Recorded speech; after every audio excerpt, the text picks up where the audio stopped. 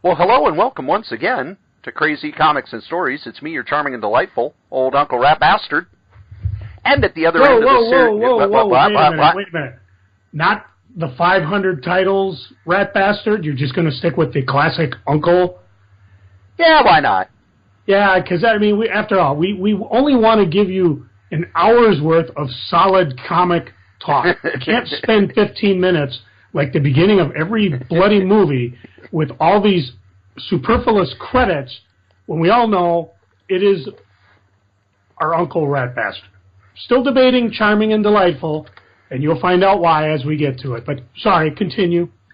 No, I am charming and delightful. I don't know. I just spent a whole day in the truck with you, so we're getting ahead of ourselves here. You were the one farting. I didn't fart the entire time. I thought it was a squirrel. I didn't think it was a skunk. Now, you interrupt during the opening, and now I'm lost. Okay, well, this would be a good time to mention MSP Comic-Con 2017, which is May 20th and 21st at the Minnesota State Fair Grandstand. Advanced tickets will go on sale starting January 1st at www.mcbacomiccons.com. You can go there now and you can see all about the previous Fall Con because most of the volunteers are in Odin sleep, so nothing will really change until we get closer to the first of the year. Nevertheless, if you're like me, I found out a week before Fall Con that I actually got the day off, as opposed to just taking a sick day or so. So, better plan now. Okay. But, by the way, through the tubes and wires we call the internets is Joe, Crazy Writer. How you doing today, Joe? Well, thanks for asking. I thought you'd never get to me. That had to have been one of the most longest openings I've ever sat through. Next time, remind me. I'm going to stand up so my butt doesn't get into a coma. Oh, God, I hate that. I'm not unwell, thank you. All right, well, that's good. And you had to put up with me in person. Yes, I stopped and there was this bus bench and I thought it was Cory. But no, he still has a body. He's not a distant, whatever spirit type form that just haunts and never does anything.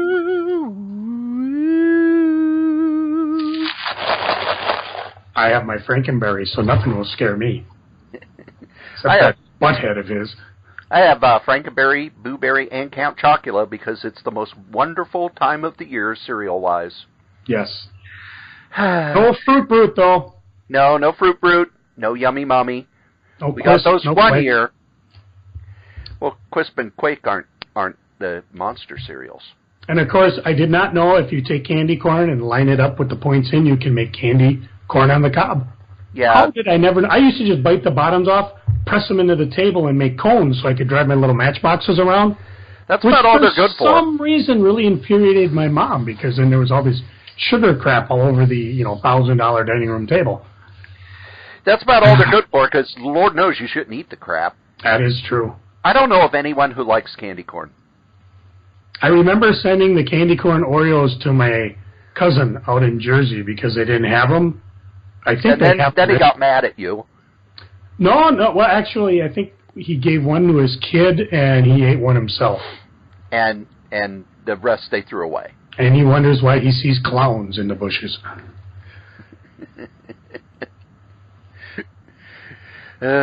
Clowns.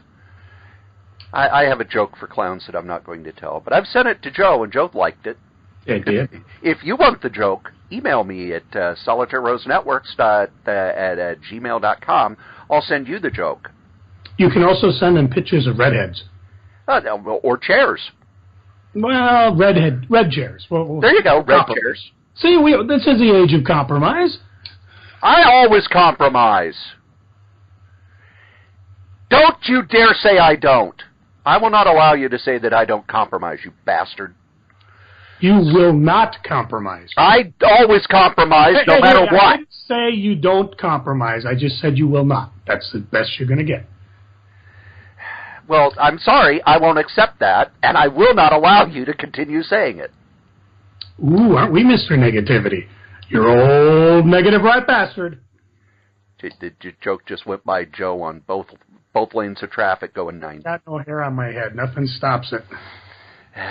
So you had an article you wanted to talk about, didn't you? Or are we going to talk about Geeking? Let's talk about we had a Geek Day. We did. I had a day off. Let me ask first. Well, kind of a day off. The last episode, if I recall right, our Freaking and Geeking did not go through? No, it did not. Okay. Because when I listen to the recording, every time you talk, after every word, the recording did this. Do you see how Cory likes to blame it on me?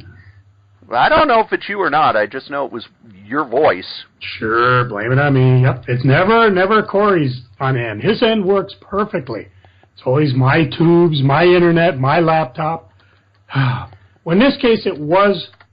I mentioned in the Freaking that at the last FallCon, my daughter had the little recorder that we used when we took our trip up to St. Cloud for Free Comic Book Day. And Cory and I had hoped to have the recorder with us and record our wonderful words of wisdom as we drove my truck to the various spots that we geeked in. However, my daughter still has the recorder, and she decided since we were geeking without her that she'd go up to the Boundary Water canoe area. Why didn't she geek with us? Actually, it had nothing to do. I'm linking two events that really have nothing to do with each other. I think she just didn't want to be seen with me.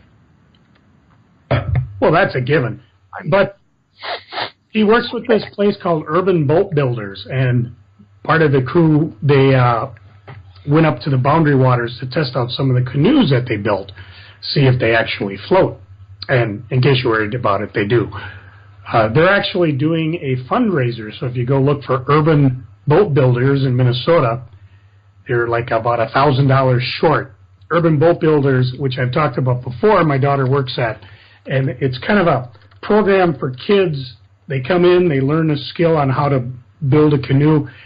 Not necessarily that type of skill set you'll need in life, but it does teach them how to cooperate and how to work together and how to get, figure out a way to get things done. And then they have the, some of the canoes these guys put together are pretty impressive. So anyways, they got a fundraiser. If you got $1, you got $10, go over, drop it. Hopefully by the time this podcast airs, they'll have made their goal. And my daughter will be back from the Boundary Waters, and I can get that bloody recorder back. Because there are other cons coming up. None that I'm going to, because, we'll get to that when we get to Freaking. Well, the good thing is that we had a whole day, and, I only worked until 8 that day. Then I had to be back at work at 7 that day. So I had 11 hours off, Joe. Rather than bathe or do a laundry or any other type of things, we got together and went geeking. And we had to take my truck because Cory's car apparently has mice trapped in the back of it. Well, no, it's the shock absorbers have decided they no longer care, and they protest. A flat don't give a shit. They don't give a shit anymore. I'm telling you, maybe you should be selling some stuff on eBay. I don't need to. I need time to go to the car repair place.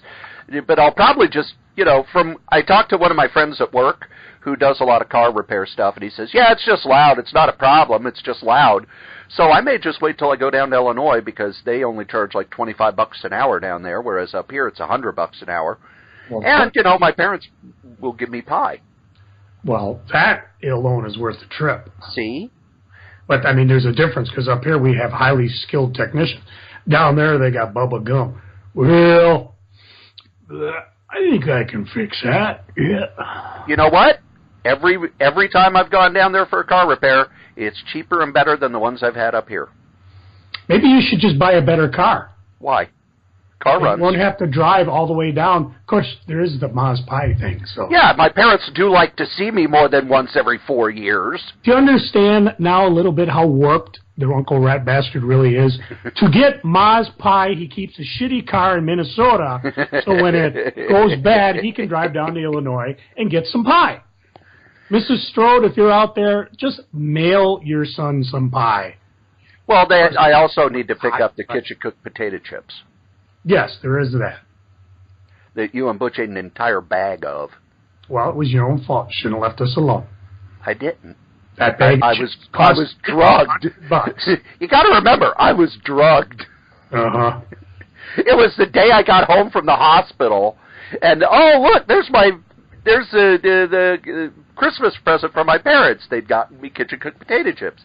I said, "Here, you guys try this." And next thing I know, it's like bag is empty and lying on the floor. It's like, oh, that's right, it's Butch and Joe. Yum.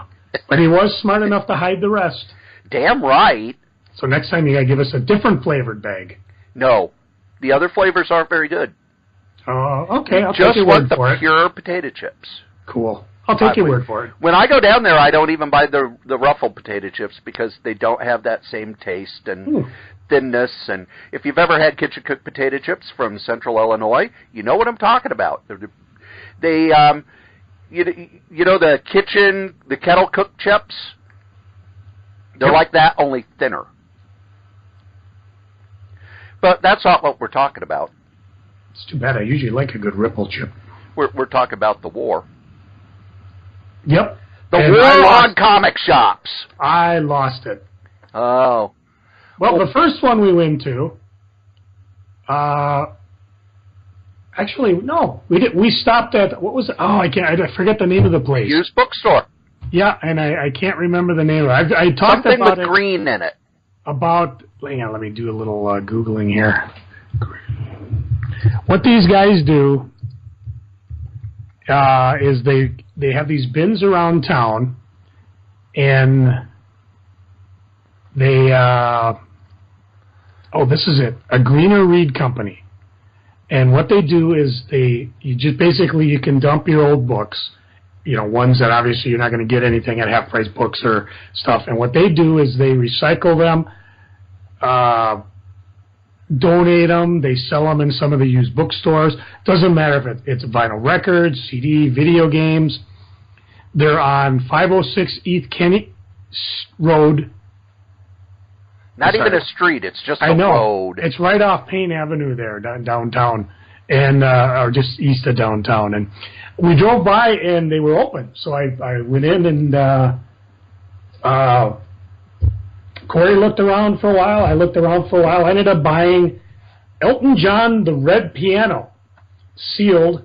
And apparently this originally was a Best Buy exclusive, and it has the Red Piano concert, the documentary, and a couple bonus CDs. And they had it for $10. I have no idea what it was originally. Cory spent a little bit more time and spent a little bit more money. Not that much, though. I bought 2 DVDs, both the big deluxe director cuts. The first was Fight Club, and I'd had this 2 DVD special version of it, but my son loved the movie so much that when he moved, he took it with him.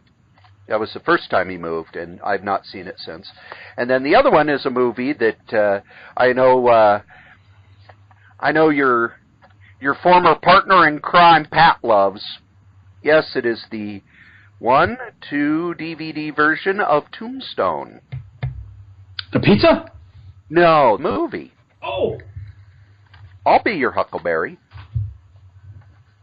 And then a book that I had and have loaned out so many times that it finally fell apart, and I feel the need to read it again, and that's The Adventures of Cavalier and Clay, which is by Michael Chabon, which is about it's a novel set in the very early days of comics. And I've talked a couple of times about it. Michael Chabon was on the Kirby discussion list back when it was on Yahoo Groups and was asking all sorts of questions, and he used a different name, so we didn't know it was him, and he was asking about comic book history and Jack Kirby and all, and then the book came out, and at San Diego 2001, some of us from the Kirby list got together, and there was this guy, I didn't recognize him because I'd never seen him before, who started talking with me about early Superman, and we had like a half-hour discussion of the first 10 Superman stories. And when Superman went from the New Deal warrior to fighting mad scientists and stuff. And then I said, oh, and by the way, I'm on the Kirby list. My name's Cory Strode. Oh, you're the best dressed man in comics. I go by blah blah blah name, but my name is Michael Chabon. And I went, oh, the writer? He went, yeah. And I did not become a drooling fanboy, but I sure wanted to. So that's what I bought, and we were kind of just driving around seeing what was open. Cool. After that,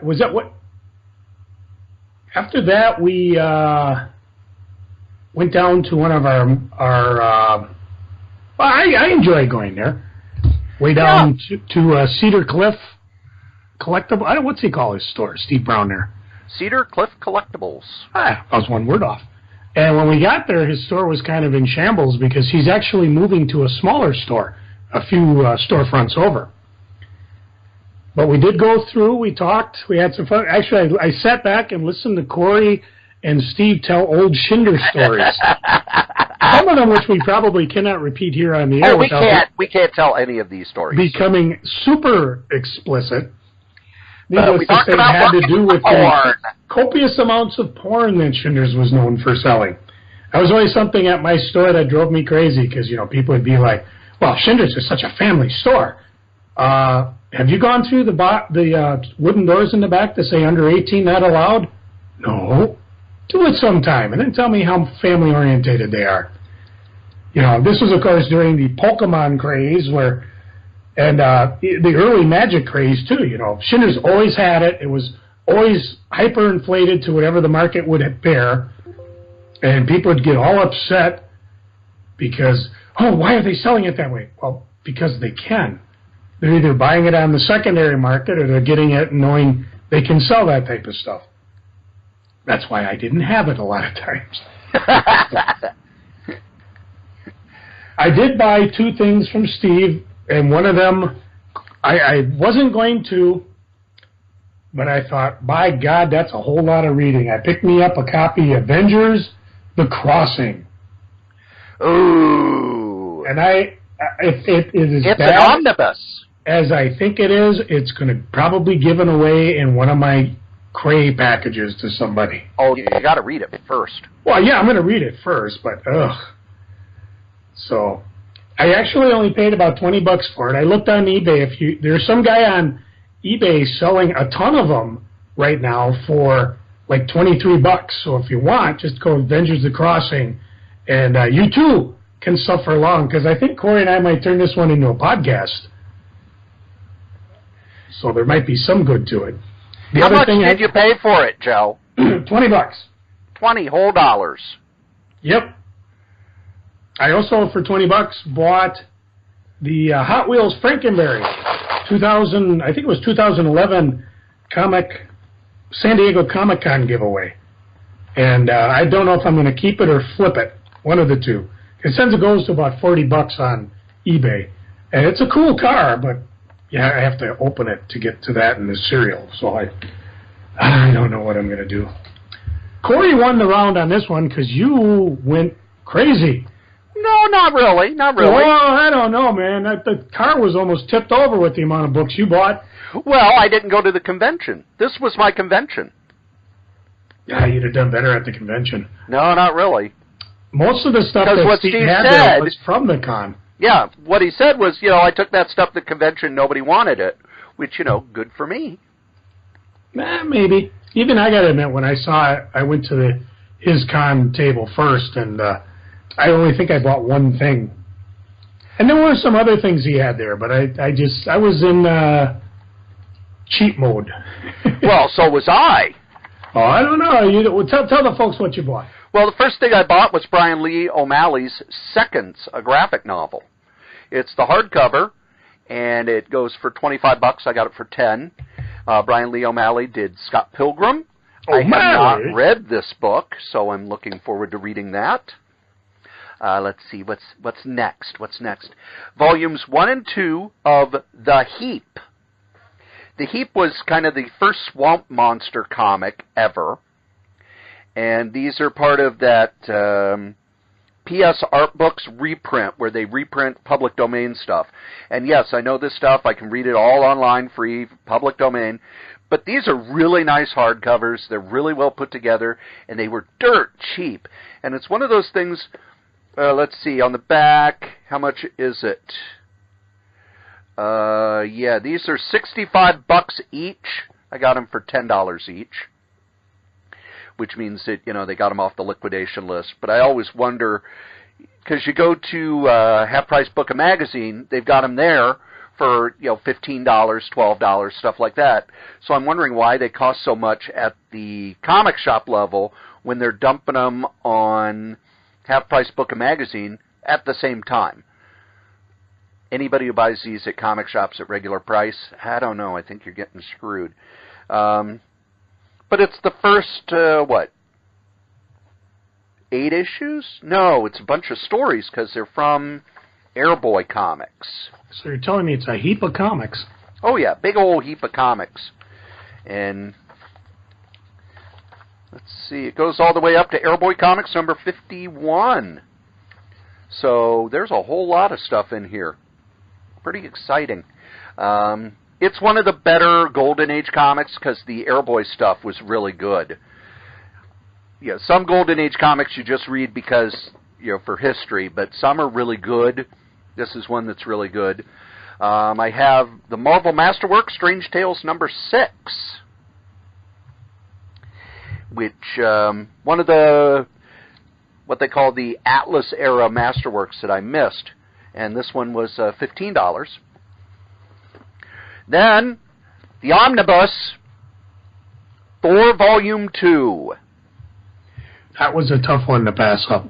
Yep, covers Journey into Mystery 121 through Thor 152 with annual number 2 for $40.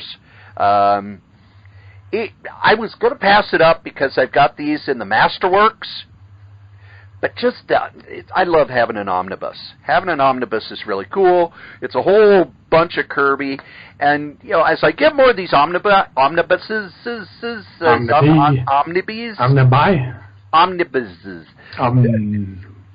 I've got them on a shelf. Good God, it's impressive.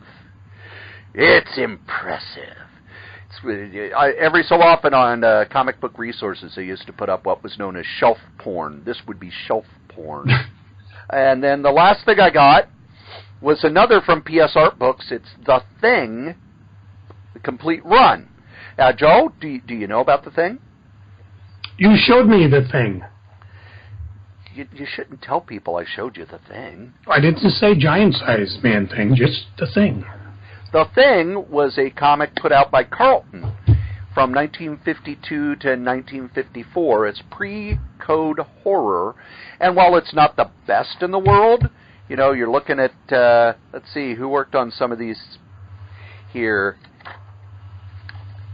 Ray Lago. Carlton was basically the bottom-rung comic publisher. You didn't go to Carlton if you could get another job. Sid Check, Lou Morales, John Belfi. But then starting with issue 12, let me flip over to issue 12 here. Let's see who drew the cover to issue 12. I just want to check that out. Let's see, that's issue 12. Cover art, Steve Ditko. That's right, the first cover by Steve Ditko. By issue 14, Ditko was doing all of the pencils and inks till the series ended. So this is really early Ditko, probably his first professional work in comics. And certainly the first time when they gave him an entire comic to fill. So it was $50, but originally it's,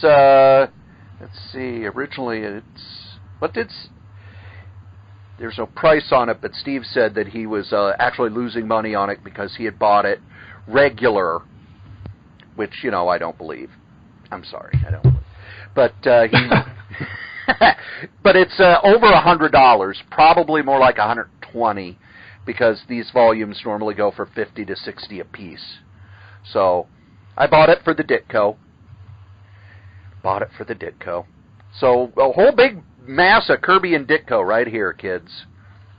After that, the gas mileage in the truck went down considerably. And then we tried to go to Dreamhaven. Yep. And it was one of those things where there were so many stores we could have gone to, but we were like, let's go to Dreamhaven. But he's not open Sunday or Monday. So we missed a chance to see that damn fine, handsome man. Onward and upwards, we decided to hit a Hot Comics, but we decided to go to the Hot Comics in New Hope. Since the last time we were there, it was full of people from that, what's that minor event? Free Comic Book Day? Yeah. I can't. There was nobody there. Nobody there. Never last. Just us. So we at least got a good chance to see the store in its beautiful glory.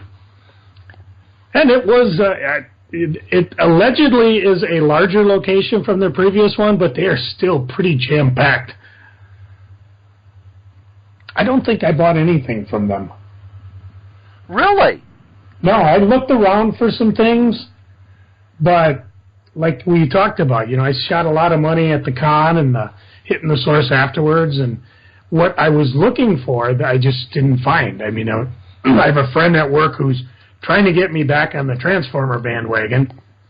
Said I should pick up a Transformer omnibus. Haven't seen it anywhere, although I know I can get it online. I have the urge to pick up a few of the other JLA runs, both the Grant Morrison and the the Blah-Ha-Ha years. I don't have those in my collection. And I did see some new Avengers, but that Bendis did, but I'm probably going to pick it up on the new volume that's coming out from previews this month.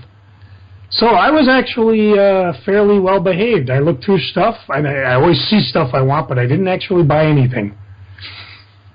I'm ashamed. I went over to the bargain bin because I'm a bargain guy. And Joe was actually kind of shocked at what I found. I found March books 1, 2, and 3. Yeah, and they were all legitimately discounted. They put a little sticker on the back to make sure it doesn't go. And I did see Volume 3 on the newbie shelf. So why that one ended up over there? I don't see any problems with it. The other thing that's really weird about it being on the discount shelf, I want to check here. It was printed. Well, I know it was printed this year, but I think it was like within the last 3 months or so. Yeah, it's not an older book. I am a little disappointed because I did get a hardcover of Volume 1, and they don't seem to be doing hardcovers on the other ones. So, and then the last part of my quest, because I'm trying to fill in my essentials, even though now the essentials I'm missing are starting to jack up in price like I knew they would. They did have one of the essentials that I passed by because I had read these comics and didn't much care for them, but now I might as well get it, X Factor, Essential X Factor number 5. Here's what it covers, Joe. It has 10 issues of X Factor, number 60 through number 70, and annual number 6. And then Uncanny X-Men, 270 to 272, 280, and material from annual number 15. New Mutants, 95 through 97, and material from annual number 7. That's right, it goes right into the Extinction Agenda. Yay. And boy, you look through this, and this is image art. Wow, this is image art. Willis Portacio drew most of it. It does lead into the big X-Men change because you got X Factor number 70, which was when Peter David took over. And there you go. That's that was what I bought there, all off the half price table. I bought a single comic that I have not been able to find anywhere, and I'd forgotten to order it from DCBS, and that's Eagle number 1. Eagle was a late 80s comic by Neil Vokes. And it was one of those that came out during the black and white boom. Eagle was a martial arts comic, and Neil Vokes did a really good story in it. It lasted over 20 issues. And it was actually scripted by Jack Herman back in the day. Jack Herman, the creator of Villains and Vigilantes, the superhero role-playing game I liked. Well, they have brought it back. I don't know if there will be more than just the one issue, but I bought the issue that was available. And that's how I spent my money. That was my comic convention. After failing to penetrate Dreamhaven. Is that the appropriate way to say it? Yeah, that sounds kind of creepy. Okay. Well, they were closed anyway, so we couldn't go any. I took Cory to a place I have blathered on and on about before, Blue Sun Soda Shop up in, I just had the address. There it is, 1625 County Road 10 in Spring Lake Park. I've been here a couple times and I've raved about it. Cory, what did you think about it? First off, it was smaller than I thought for having, 1,300 different kinds of soda? Is that what they said? I don't know. I'm pretty sure I've had a few of them. It's metal shelving, and the soda is all in bottles. I didn't see cans or plastic bottles. It was all glass bottles, I think. Oh, yeah. And it was put into sections. Like, here are the root beers, here's the diet, here's the berry flavor, here's the cola, here's this. Diet. I bought mostly diet, but I had to get some sarsaparilla, which... as a kid, I drank all the time. I liked it more than root beer. I bought birch beer, which I have never had before. Haven't had it yet. I'm saving that for a special occasion. And then, some of the root beers of my youth, like Frosty root beer. And the thing that I liked the most wasn't even the soda, Joe. What was that? It was the 3 pinball machines they had in the back. I thought maybe the candy cigarettes you bought. Well, no, I just bought those so the other kids will think I'm tough. Yes. But no, they had 3 pinball machines that I guess were free. I was willing to pay $0.25 a game, but nope, they were free. They had Pinbot. High Speed was one of them, and then Game Show, one I'd never seen before. And Joe got to see just how bad I am at pinball. I need to get back in practice. Well, one of these days I'll have to take you over to the East Side Pinball, which is pretty close to my house, where they have just oodles and oodles of pinball. Or we could, if we ever get our schedules together, apparently our old buddy Mike Butler from Butts and Wits Comic, he collects pinball games. Oh. Apparently his basement's full of them. Wow. So either way, we got us some options here. You got the hookup. Now, the one thing they do at Blue Sun Soda, is that for every 12 you buy, they give you a gold star with, I think, what did he say? Eventually I get a free half price. You get half price. So Cory graciously put his 6 in with me, and I got another star. So we're slowly working our way that way. And I got to say, out of the 6 that I picked, I've actually drank 4 of them because I've got nothing else to drink around this house. I go so now you're going to have to go again. Well, I try not to drink a lot of diet soda, but, I got to stick with diet stuff or low-cal or no-cal stuff, and water gets damn boring after a while. I drank all my diet cranberry juice and stuff, so the one thing I had a ginger... I guess it was a ginger ale, but it actually had a little spice of ginger in it, which was really different. That's the one thing as I try the different sodas, and again, I have to stick mostly with the diet stuff. It's always interesting because I don't like all of them, but every so often you get one that, I was expecting, the ginger ale you buy in the liter bottle when you're sick, but this had a little bit of spice to it, which was actually unexpected, but not unappreciated. Have you tried anything yet? I had the Frosty root beer because I love Frosty root beer. Because it was the diet, it had diet root beer doesn't quite work right. I don't know what it is, but it had a little bit of a weird taste to it. So I think if I'm going to be buying the Frosty root beer, I got to buy the regular, which just means I have to stay on the exercise machine about another 15 minutes or so. Yep. But then we journeyed to someplace really cramped that Joe said that if he had a shop, it would be more like this. Yep. We went down to Mr. Zero's in Roseville there, and as my computer catches up, I will get my...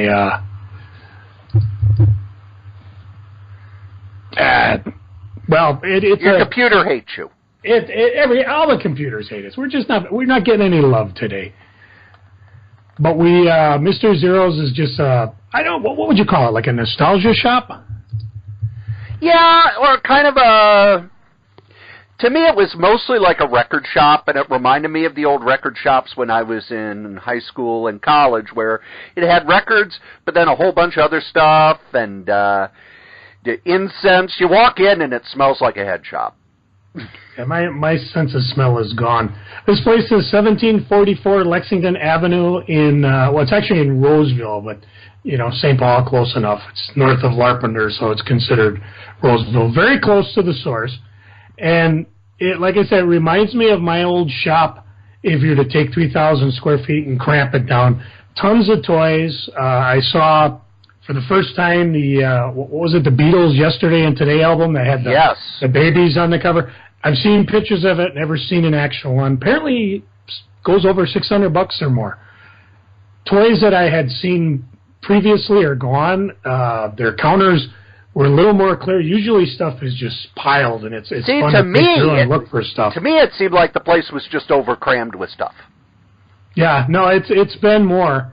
So they're obviously moving some stuff. I sometimes wonder, because the prices I see on some of the toys and things, I wonder if they're either selling on eBay for that price, or maybe they're just, this is the going rate, go for it. So a lot of fun, definitely a shop to stop by more than once. Opened up 2009. And I think if I were to have a shop, it'd be a lot like that. I don't know if I do so much on albums and the vinyl, because that seems to be done, but definitely, older items, older toys, older comics.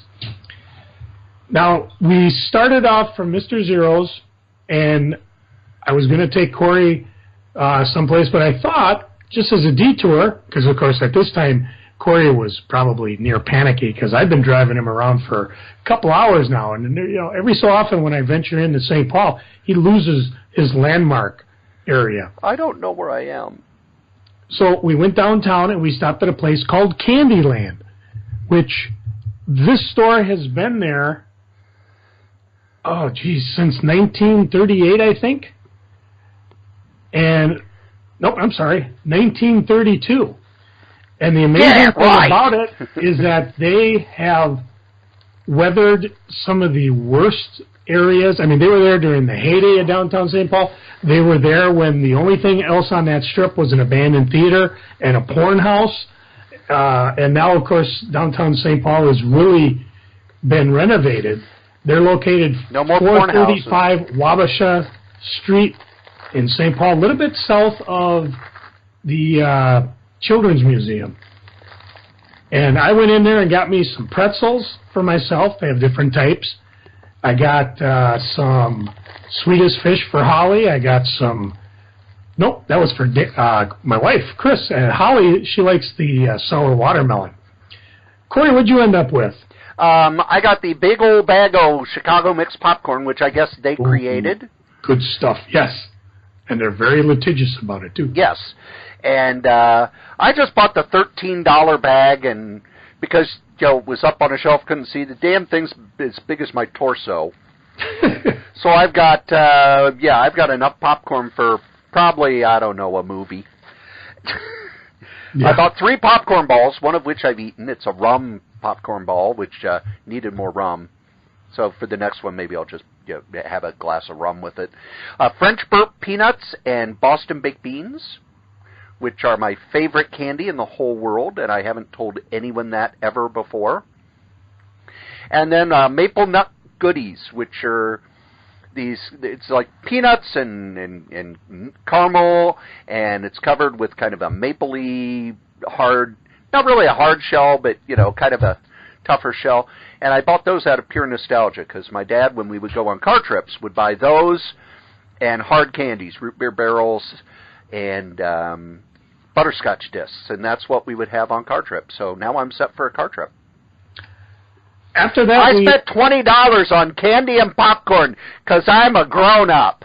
And you got everything. You got comics, you got sodas, you got candy. It's amazing I even got you to do this here podcast today.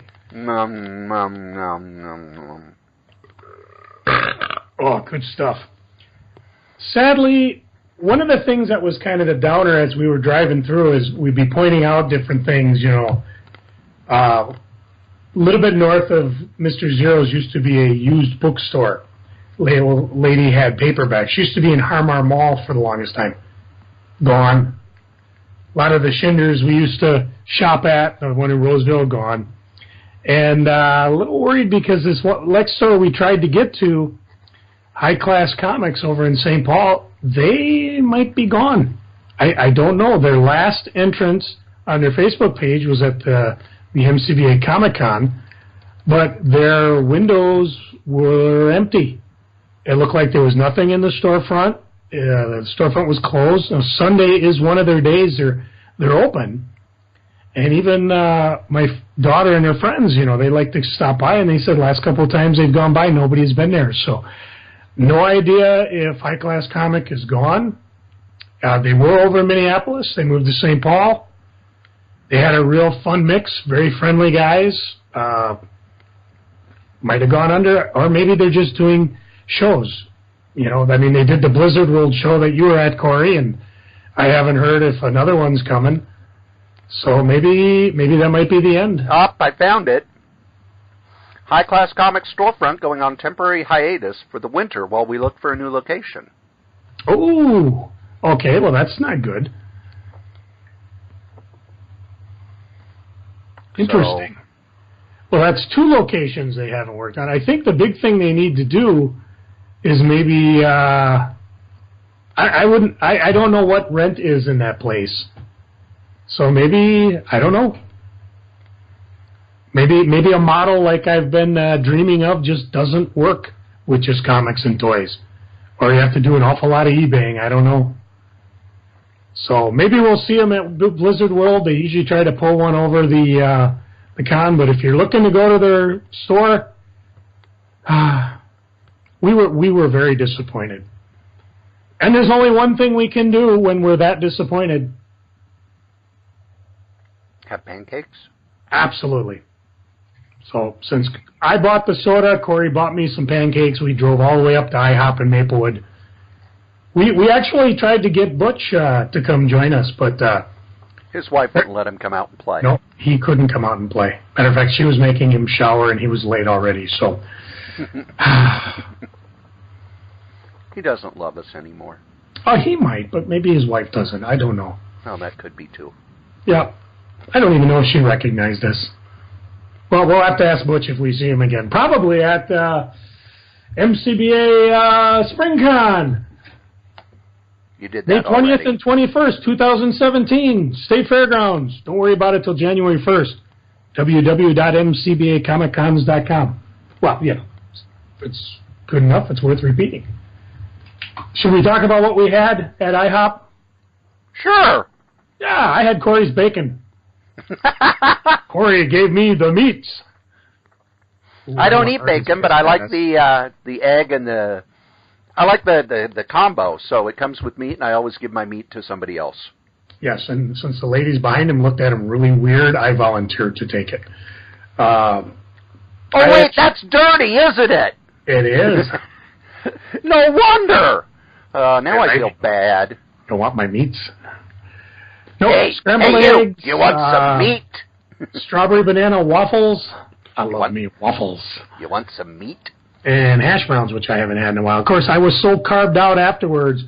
When I got home, I kind of almost passed out. I missed my news nap too. I don't get a news nap. Okay, what did you have? I don't remember what kind of pancakes you had. I had these strawberry banana pancakes.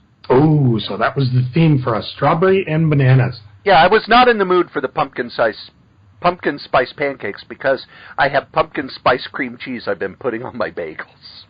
I wasn't. I feel so bad about it. I wasn't in the mood either because I'd get like the cinnamon swirl.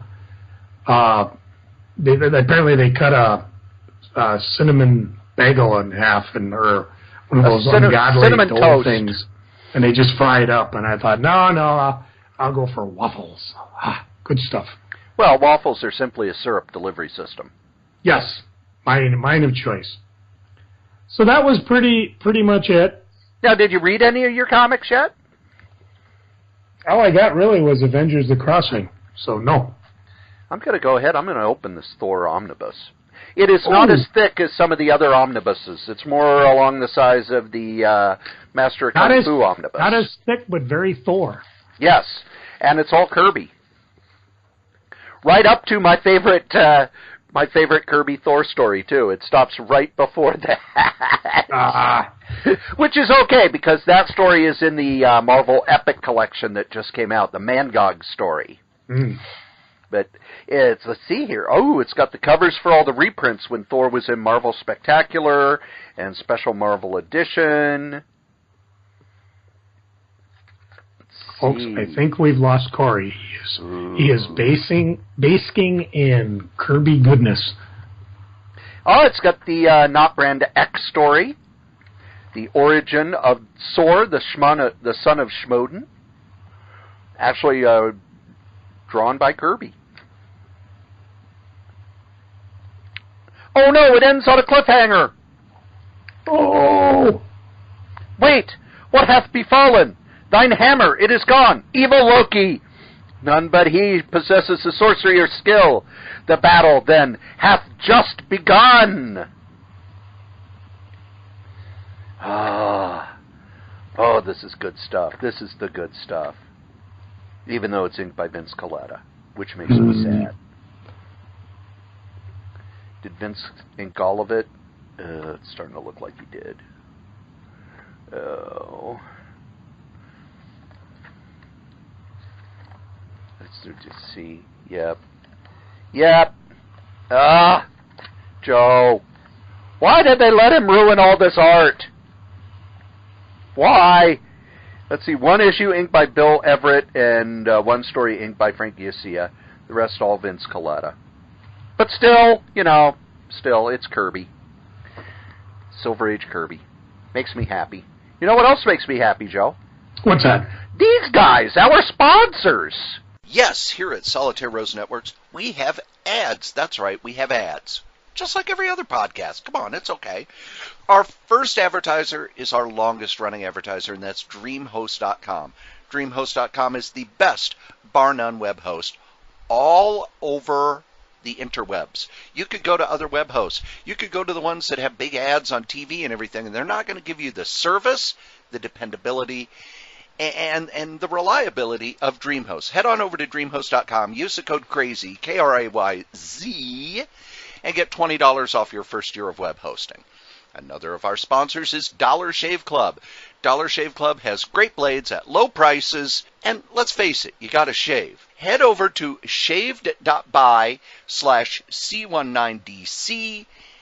Get you some blades. They're wonderful. I use them. I use all of our sponsors. Matter of fact, head on over to crazycomics.com. Over on the right-hand side of the page, you'll see all of our sponsors. Bombas, Grays, Flaviar, Dollar Shave Club, and DreamHost. If you would like to advertise on any of the podcasts in the Solitaire Rose Network, you can.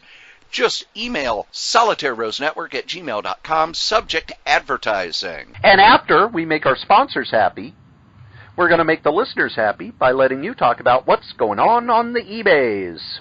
Oh, lots of stuff. Let's see what we got here going on the eBays here.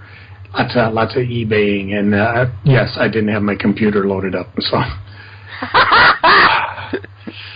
Well. Joe's going to stall for time. I saw two things that you were selling that I think are interesting.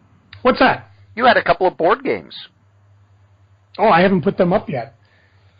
But you might. One was a board game that I did not know existed, or I would have bought it when it was out. Oh, which one is it? Remote Control, the MTV game show that I love. Something. That was actually left behind by somebody at the con, so it actually became part of the stuff that'll show up at the charity booth. Ew. Hang on a second. Let me grab these. Yeah, this is... Stand back while I whip this out. MTV, Music Television, Remote Control, The Worthless Game of Useless Knowledge. And there's a T-shirt off it. It's done by Pressman for players 3 or 4. And let's see what happens here. Impress your friends and family with your wealth of meaningless TV trivia. Prove how too many hours of watching television has warped your brain. Avoid chores and responsibilities just like everyone at MTV. Study up on your Grady physics, Partridge Family, and Celebrity Cat scans. If you can beat the bishop, ooh, kinky. I remember that. Your mom, this is the game for you. Look at the size of this box.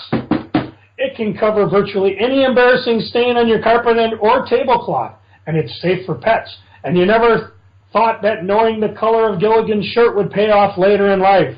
Joe? Yes, sir. What was the color of Gilligan's shirt? Red, I believe. Yes, it was. What color was his hat? White. And his pants? Blue. There you go. See, look, I could. Oh, red, white, and blue. We should have us a podcast. We'll fire this sucker up and go against each other. So we got that.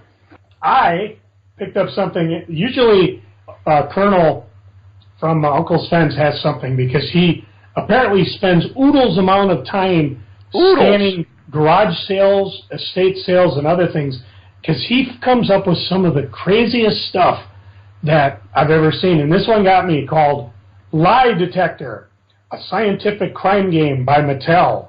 A crime has been committed. You are a detective examining conflicting testimonies of suspects and win promotions by exposing the real criminals.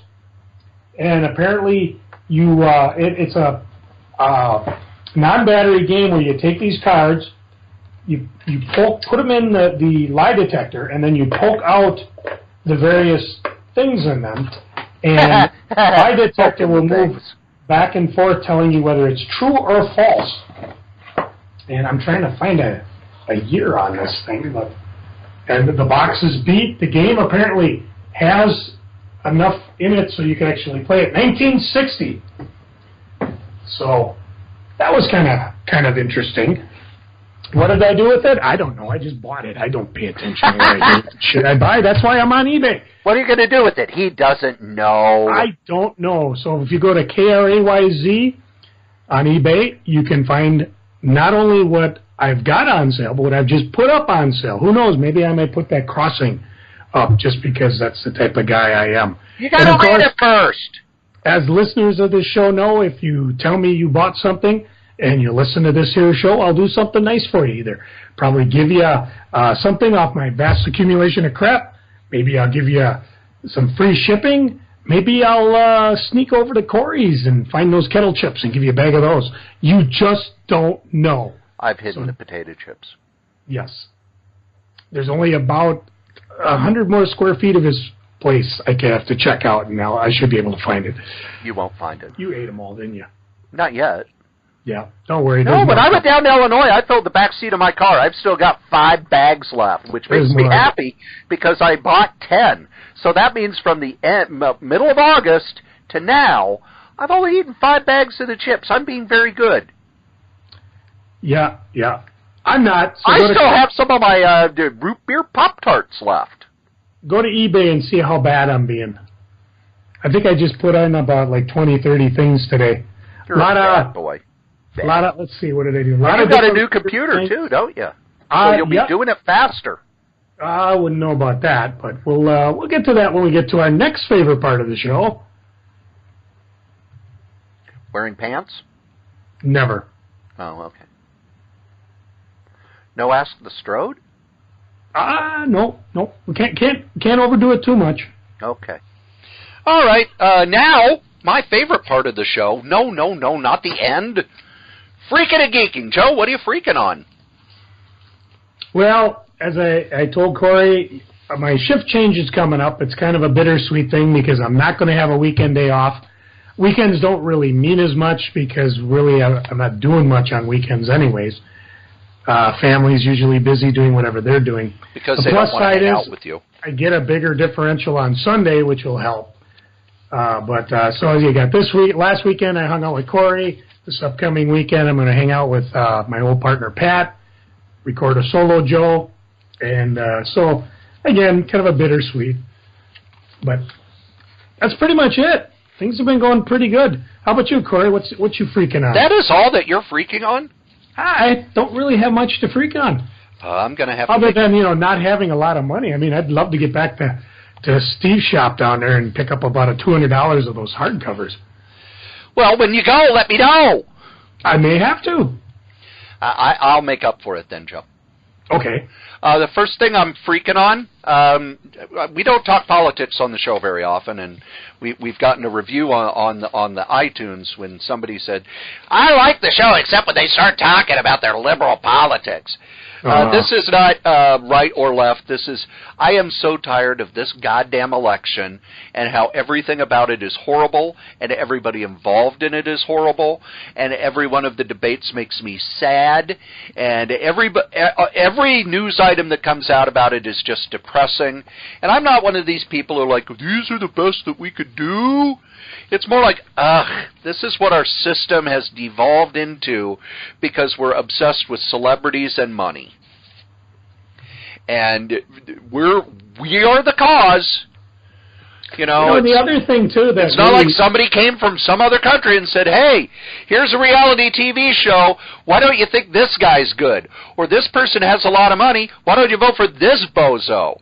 No, everybody is terrible. Everybody is terrible. Kind of bugs me about this is that we're going through the cycle now. Oh my God, this person's going to take away guns. Oh my God, this person's going to deport everybody. It's like the one thing I really dislike is the whole. The other side. If the other side wins, it's the apocalypse. Yeah, and I'm a little tired of it too because it's like I went through it with Obama. Oh, my God, it's going to be terrible if he's in. Here we are 8 years later, and the apocalypse hasn't come. They haven't come for your guns. They haven't shut the borders. All these bad things you thought just because the guy you didn't want to vote for got in office was going to happen. None of it happened. The problem is the system that our country's set up on works best with compromise. And if you're one of those people like, nope, got to be my way or not, well, then you might want to go figure out your own country. I swear, some of the stuff I've heard borders on treason, borders on sedition.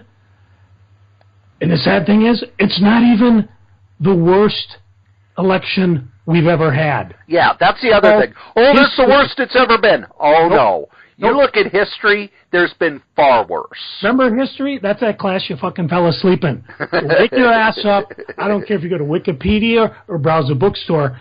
If you really care, you can find it. I mean, when I grew up, I had to bust my ass and go to the library and find it. No, you can just sit back and Google it. You might not be, happy with the results, but they're there. So, damn it. I need a sedative. A sedative? Is that like a sedative, except they give it to you? It's crazy. Things are not that bad. They're not coming for your guns. They're not going to throw you in a concentration camp. You don't have to get your DeLorean up to 88 miles an hour to escape. Just relax.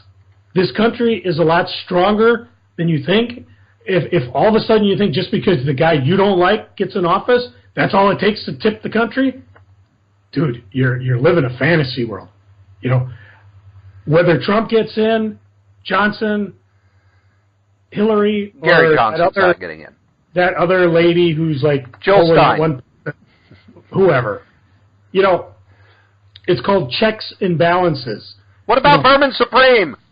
Obama ain't a king. He doesn't get to turn around and say, this is what I'm going to do today, because guess what? Congress has to pass a law allowing it and has to pass a law appropriating money for it.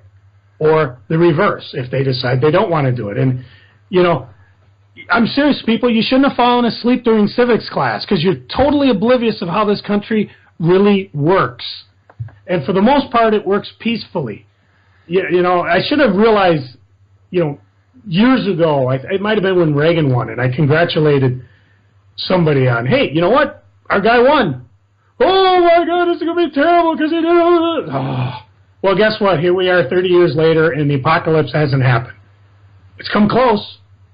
And then when it does happen, it's going to have nothing to do with politics. Sorry, that's just the way it is. Of course not.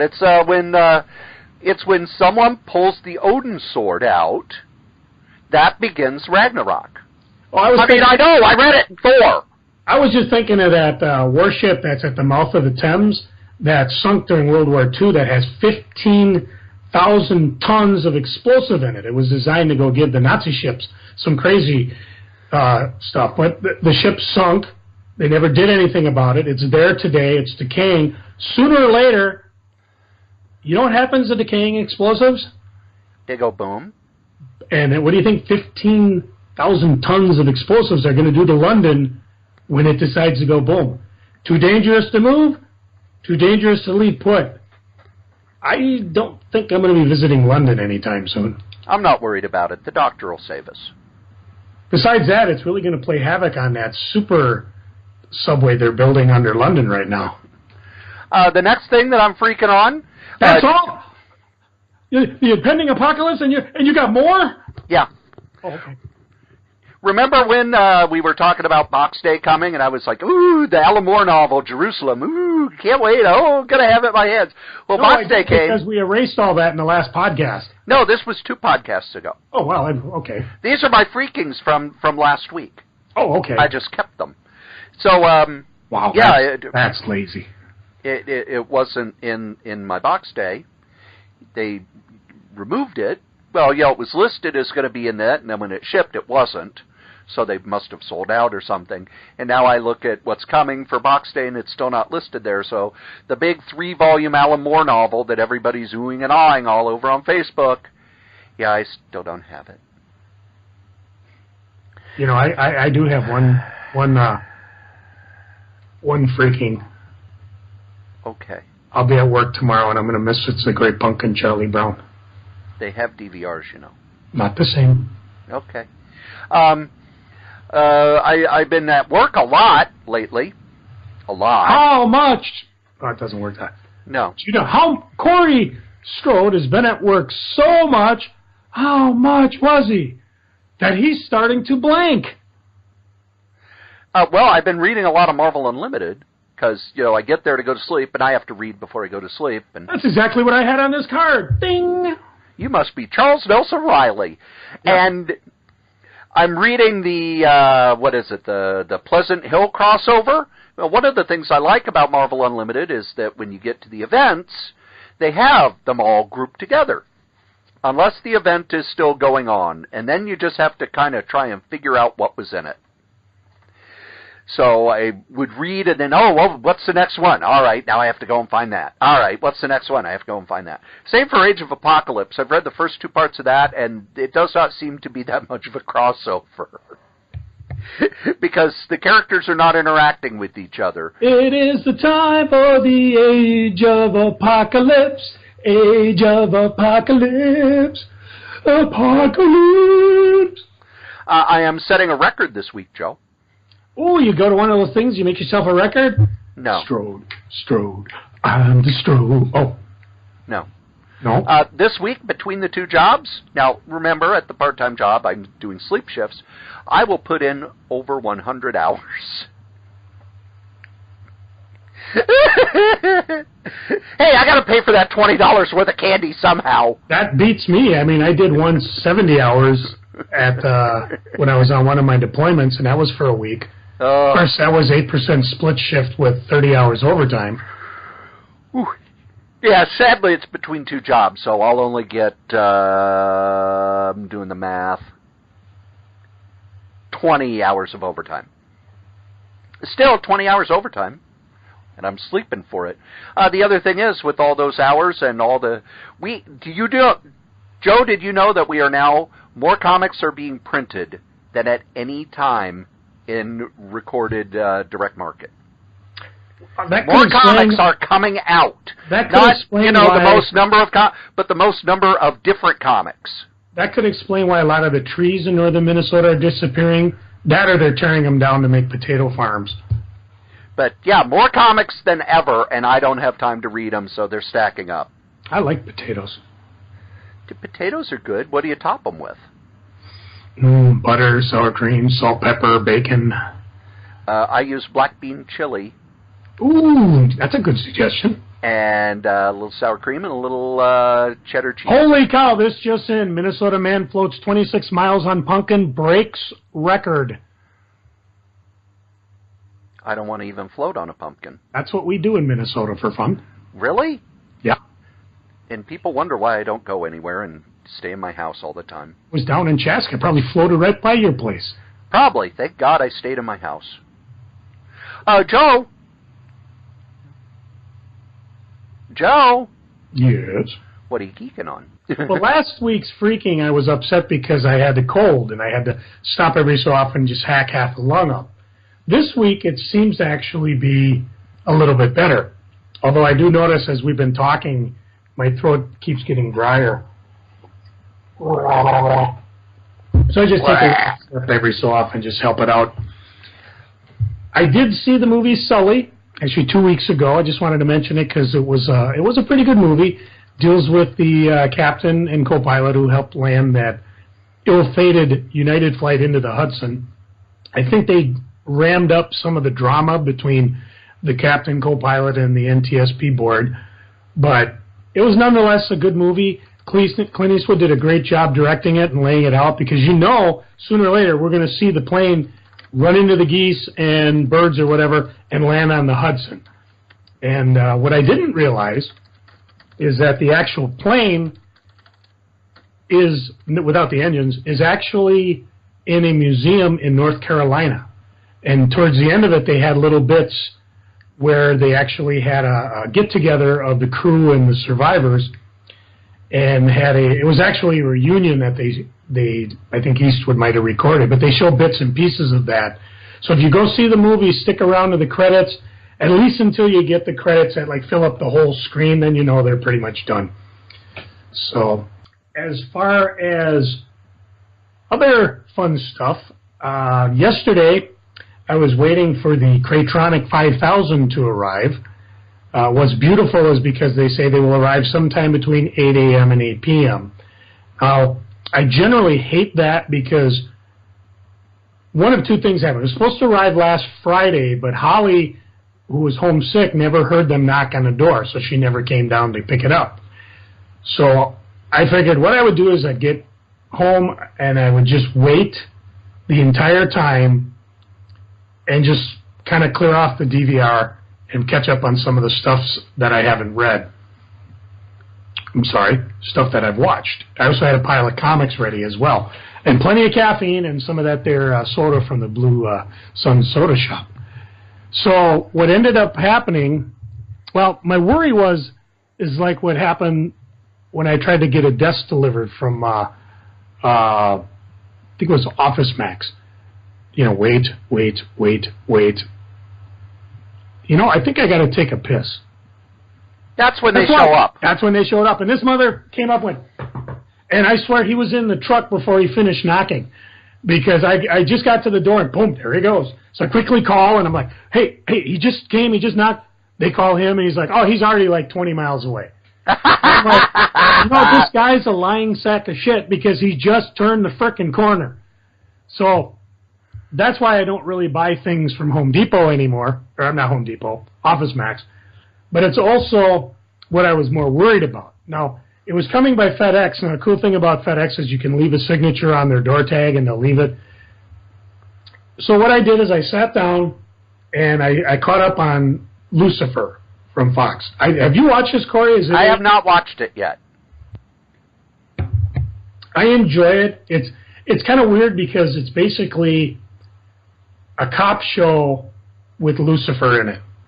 And he's just doing it because he kind of likes the idea that he can punish people, namely the bad guys in the show. And it's real interesting. The actor is just wonderful at it. I think that's the only thing that drives me to keep watching is just to watch him. Otherwise, if I were to step back without this actor in it, I probably wouldn't be watching this. And I think this show might not be long for the world because the ratings on it are really bad right now. So if you are interested in it, it's Monday night. Be sure to catch it as you can. Another show that I decided to start watching was one called Timeless on NBC. And 3 episodes have aired as this recording. 4 by the time you're listening to this. I watched the first 2. And the gist is basically an experimental time machine stolen by a criminal mastermind, maybe. A team consisting of history professor Lucy Preston, her bodyguard Wyatt Logan, and engineer Rufus Carlin, who's black. They go back in time using a prototype machine. But what they find out is that Flynn and his associates are plotting to rewrite American history. They don't know why, and they don't know... Well, let's just say there's enough going on, so we're not quite sure if this criminal mastermind, he may not be the criminal. We just don't know. The first episode, and I don't think, if you're into spoiler warnings, do it, but the main protagonist, she goes back in time. As she's leaving, one of the concerns is her sister is watching her mother who's dying of cancer. They go back to the Hindenburg. Somehow, the mastermind, his name's Flynn, did something to keep the Hindenburg from exploding. And as they figure out what's happening and they think they thwart him and they have a face-to-face confrontation and, Flynn says a few cryptic things that makes you think, hey, there's more going on than just this guy's trying to rewrite American history. They go forward in time. Now, what's interesting is in the pilot episode, they actually laid down the rules of time for this particular show. You cannot go back in time to where you already exist. They tried that. Unfortunately, the people who tried it, not all of them returned. So just because they screwed up the first time with the Hindenburg doesn't mean they can go back a second time. Neither can Flynn go back a second time. However, when she gets forward, she finds that not only is her mom not dying of cancer, but her sister disappeared. The only real problem I have with the show is when they get there, the big government, Homeland Security guys, they really don't seem to care that, hey, you know what? They changed history. This is how they changed history. Good job, your mission's done, we'll call you in the next one. Really? That's about as far as you go? I watched 2 episodes. I hope they don't keep following. The episodes are basically kind of the same. They went back in time, they failed, but they were able to stop the bad guy. When they went forward, time had changed. Again, you got 2 shows that did that. I haven't watched the 3rd one or the 4th one. I'll update you if it's worth catching in reruns or whatever. I think NBC goes to Hulu, doesn't it? So usually, yeah. That was 4 hours. Well, no, because you went through the commercials, so probably more like 3. Well, and I was doing some Facebook, and I got up and snacked, grab a couple diet sodas and things. I watched a program. The kids to get off your lawn. I blanked at... Hike your pants up to your nipples. No, actually, there were no kids, remember. This is school year. So, however, there will be kids Thursday, Friday, because that's when all the kids are off school. So, but no, I was just watching. And by the way, if you ever want to pick up teachers, hey now. Friday night's the night when the teachers are done with their training stuff. So they're usually out partying, so... There you go. That's a Minnesota thing. I won't talk about how I know that. Doesn't work for anybody non-Minnesotan. Oh, well. We don't care about them. In the meantime, the post guy came and delivered some stuff I'll talk about when I get to eBay. The UPS guy came and delivered some more boxes so I can ship stuff. I sat down, started the next episode, which was, I forget the name of it. It was... WW2 Mega Weapons. This one was dealing with the series of tunnels that the Japanese built in Okinawa, why the fight there ended up being so terrible, because these guys basically, they kind of abandoned half the island and they dug this, you're talking miles and miles, 3 different rows of tunnels that the Japanese ran through. And so what they could do is wait until the Americans got just close enough and then opened fire, and these guys were just mowed down. There was nowhere to go. They cover about how they eventually, as you probably realize, history, folks, we overran the Japanese. We used flamethrowers, which is probably a horrific way to die. And I think they talk about 2 guys that actually survived, a 24-year-old soldier and one of the majors who did not escape in time, even though the general on the island committed Harry rather than be taken alive. So again, it's history stuff I wasn't aware of. That took another hour. And the next 2 hours was taken up. I recorded this thing way back in the Mark Twain Award at the Kennedy Center for comedy. This one was from 2013, featuring Carol Burnett, a comedian that I absolutely love. It used to be one of the mainstays on Sunday nights. Or was it Saturday night? I know it was after all the shows, we'd watch Carol Burnett, and the stuff was just hilarious. I think this year Bill Murray's getting the prize. So sooner or later it'll be on PBS, probably during Pledge Break. This one was a non-Pledge Break one, so I didn't have to break up the commercials. Then my computer showed up. I have not set it up, but I probably will in the interim, so next week we'll see what kind of fun that has. On terms of reading, I read the new Bloom County collection from IDW featuring the online strips that Breathitt's doing. Episode 11, A New Hope. So this is a lot of fun.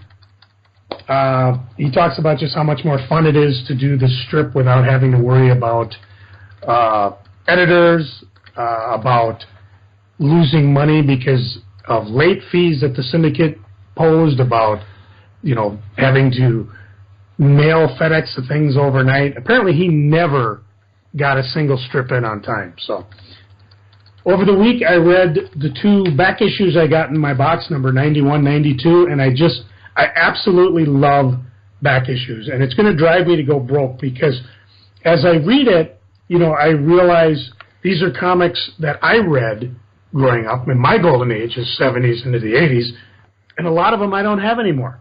The 91 was the All Jerks issue, so they talked a lot about Guy Gardner, his whole history, including when he was in the Justice League of America, the old Wahaha years.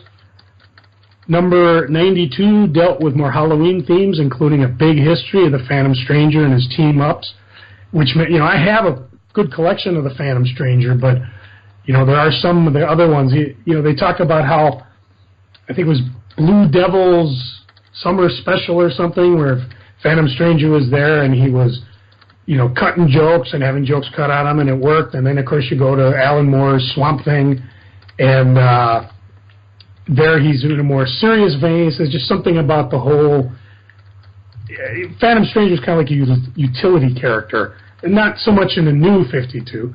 They also did a good thing on Swamp Thing, including the revival, 1982. The reason I remember that, because Saga of the Swamp Thing #1 was the first comic that Pat Gruber and I bought in terms of a collecting and reselling at shows. And obviously we had impeccable tastes. In the comic book realm, I've read DC Trinity #1. Again, it's the new Trinity, issue. the original Trinity, the one by Matt Wagner. So many Trinities. I know. And this one was Rebirth. It had a lot to live up to, and it failed miserably. It did keep my attention, and it left in such a way that I'm like, okay, I'll wait and see where they go. But this is one of those that's on a 6-issue tryout. Whether I keep it or not, I don't know. IDW is doing a big crossover called Revolution. It's tying in all their books. They have not only the Revolution that in the regular series you may be reading, be it Transformers, G.I. Joe, ROM for me, but they also have an individual title, Revolution ROM. And I was always kind of, I don't know, I guess I'm nostalgic for ROM because I read the original one. And I showed Cory at the shop one of the reasons why I loved this particular crossover, because they had a single panel with the original Joes from the 70s that I used to play with, including the Mike Powers Atomic Man, the only G.I. Joe I ever had. Well, the crossover is interesting. There's a lot of crap going on. I just get a feeling it's same old, same old. I just, it's like they're not really changing the crossover. They're just putting different characters in it. As for the ROM issue, again, it's kind of like I'm on a 6-issue tryout for it. We'll see where it goes. I picked up Eclipse #1 from Top Cow through Image. The gist of the story is that due to a horrific sunstorm, we have no ozone layer. You go outside, you're going to be burned to death. So life is basically underground during the day, and you can surface at night. When the sunrise comes, you hear warnings to get underground.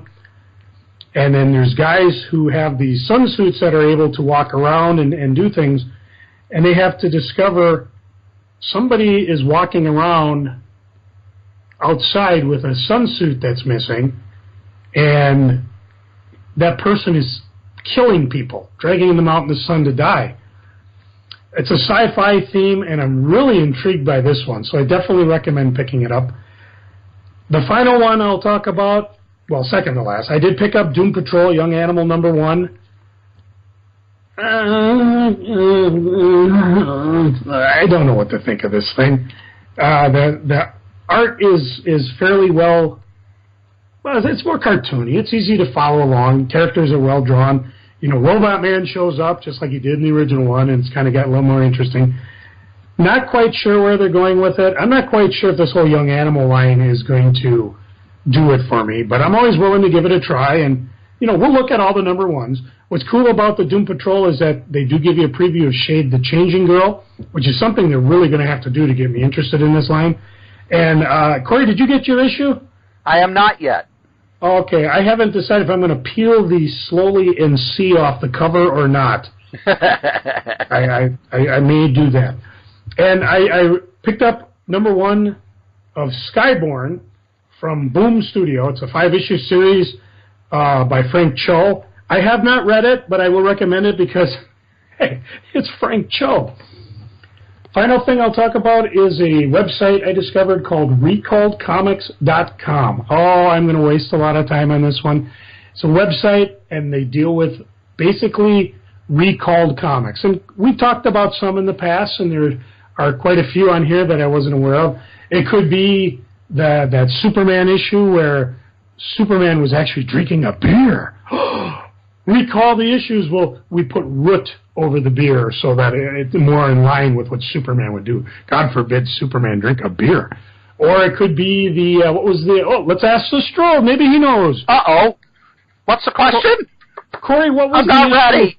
Of Doctor Strange that got recalled because they used a Christian rock star on the cover? Issue 15 of Doctor Strange Sorcerer Supreme. It was Amy Grant, and it was, Marvel did not know that it was pretty much light-boxed from one of her albums. And she was not happy really because... weird, because I noticed that, and I wasn't even an Amy Grant fan. Well, and the other thing is, she was unhappy about it because Doctor Strange deals with the occult. Oh! Although I wonder now with the upcoming movie if maybe she's going to, hey, you guys want to put me on the cover again? I could use it. Nah, probably not. Probably not. It could happen.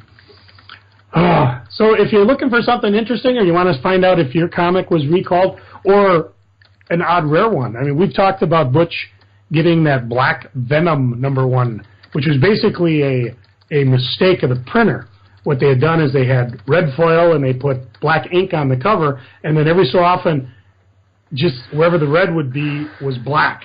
And it was a misprint, and I'm sure a lot of retailers like me thought, well, I better return it, or in Butch's case, he was like, oh, this is cool. So I sold it to him at cost. Well, it's a printing error variant that only runs about $200-300 on eBay if you haven't done it. But apparently there was a gold Venom. Gold! And the error on that one was there was no gold on the cover, and there's only one that's ever been discovered. So tons of fun facts, and who knows, if I get bored, I may just bug Cory about them. Sorry about the long freaking and geeking, but boys, we got 2 weeks to cover. Cory, what have you been geeking on these past couple of weeks?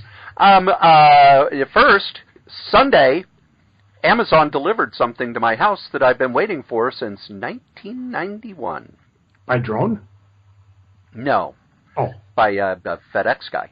Oh, well, that's boring. Okay, go on. The Secret History of Twin Peaks by Robert Frost, which first was going to, when they first announced it, it was, this is, a history of, and then they said it's a novel, and when I got it, I opened it up, and it's written as if it's an FBI dossier. Oh, wow.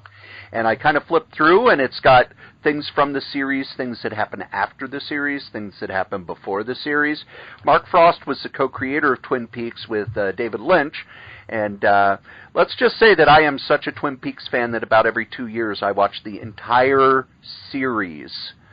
I had it on videotape back in the 90s. Now I have it on DVD, and I'm so tempted to get the new Blu-ray because it's got the series, but it's also got the movie Fire Walk With Me with 45 minutes of deleted scenes from Fire Walk With Me. And it's, do I really want to spend $100 just for that? No. Sure. But There comes that OCD again. He's going for it. Maybe they'll just put out the Fire Walk With Me. I can dream, can't I? And then the other two things I'm geeking on are both Kirby related. Ooh. DC Comics is going to celebrate Jack Kirby's 100th birthday with a new Kamandi, The Last Boy series that will have all sorts of comic creators doing their own take on Kamandi. They haven't announced any details, but Kamandi is one of those things that I'm amazed that DC has not brought back other than just a 6-issue series by Rick Veitch, I don't know, 15 years ago. It's one of those things that us Kirby fans, we love that series. At DC, that was Kirby's longest-running book. He was on it for, I think, 40 issues, and it actually ran to be about 50-some issues. And it's the one they have not really tried to bring back. And then they announced yesterday the Marvel Monster Bus. Uh-oh. They're putting out an omnibus, 2-volume set of all of Kirby's pre-hero work at Marvel during the Atlas era. All of the monster stories, all of the, the fantasy mystery, the stuff they had in Where Monsters Dwell and Strange Tales and Tales to Astonish and everything. It's going to be 2 omnibuses for $100 each. Of course, they'll only be about 50-some bucks through DCBS, but yep, all of them.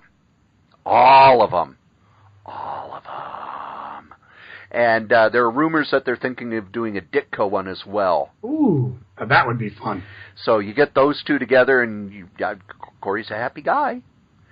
So how close are your parents to Carbondale, Illinois? It's within a couple hours drive. August 21st, 2017, that's one of the top 10 greatest places to see the total eclipse of the sun. Road trip? Well, maybe. That's awful close to Kirby's birthday, He won't mind. We're going to buy those monster books. Oh, okay. We can Plus, read them on the way. it's got to be right on top of Metropolis, Illinois. There we go. There. Well, believe it or not, kids, you've listened to us blather on about funny books for over an hour. I don't believe it. And as we say every week, the comic we like the least, we still like better than the comic that you like the most. Joe? I haven't decided what I want to say. So just hit my music. We done, bitches.